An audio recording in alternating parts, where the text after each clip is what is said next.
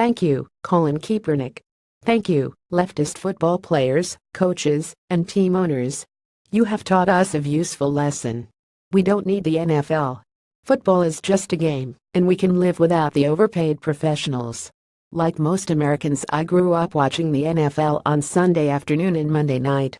It was a fall and winter ritual in our house. But I stopped watching the NFL in 2009 when Michael Vick was brought back into the league after serving a prison sentence for animal abuse and promoting dog fighting. I could not bring myself to support a league that believed it was okay for children to wear jerseys and taped posters to the wall of a guy who tortured and killed dogs. Michael Vick is now an NFL commentator on Fox Sports. Once I made that decision, I felt good about it. I discovered it was easy to live without the NFL. A major attraction for watching games is knowing the players. If they're familiar to you, you feel like you have a stake in the game. By the same token, if you go one season without watching, you won't know who is playing, and you'll have no more emotional connection to the game than you would to an English Premier League match between Bournemouth and Leicester. That is what the NFL bigwigs fear most. And if the NFL dies, the left is to blame for killing it. As Dennis Prager likes to say, the left destroys everything it touches. I don't believe, however, it was the intention of the leftist elites to kill the NFL any more than it was their intention to kill education, movies, television, music, art, and the news media in the U.S. Their primary goal in all of these cases was to transform the institution into an instrument for their propaganda. Unfortunately, killing the host is a natural consequence of their efforts. And so it started with Comrade Colin Kaepernick taking a knee during the national anthem, expressing contempt for the flag and the country that made him a millionaire. The leftist media gladly promoted his cause, and, due to his new celebrity status, he was imitated by useful idiots, pampered star athletes, who, unlike Colin Kaepernick, were not fluent in the ideology of the left, but, due to their ignorance, willing to follow his example. And like him, they were richer than Croesus in comparison to the ordinary slugs who buy tickets to football games and purchase NFL paraphernalia.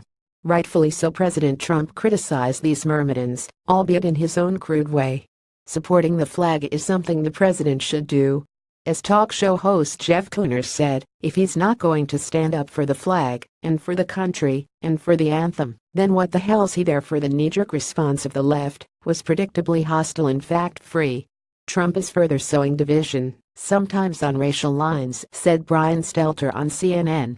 Trump thinks of these black NFL players as little more than gladiators, enslaved meat and bones who need to do what their owners say, stated Joy Reid of MSNBC. Trump turned to the Republican Southern strategy, used for decades to make coded appeals to racial bigotry, said Jeffrey Robinson of the Occlude. Any of the most revealing responses came from the head coach of the Pittsburgh Steelers, Mike Tomlin, who, apparently embarrassed by the one Steelers player who stood with hand over heart during the anthem, said, "Like I said, I was looking for 100% participation. We were gonna be respectful of our football team. Man, these are divisive times in the United States, and it's a shame, but it is. Yes, respectful of the football team, the venerable old institution of the Pittsburgh Steelers, but not the flag and the country." Tomlin got everything wrong. The national anthem, the flag, these are things that are supposed to unite us as Americans. If we can't agree on that, we have nothing in common. We are two groups of people inhabiting the same space, but living different lives.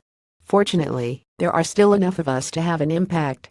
Empty stadiums and low TV ratings are beginning to take a toll.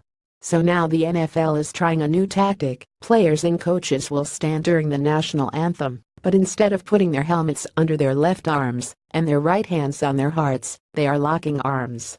In other words, they are still insulting flag and country, but they want us to believe they are not. I, for one, will not shed a tear if the NFL is swept into the dustbin of history.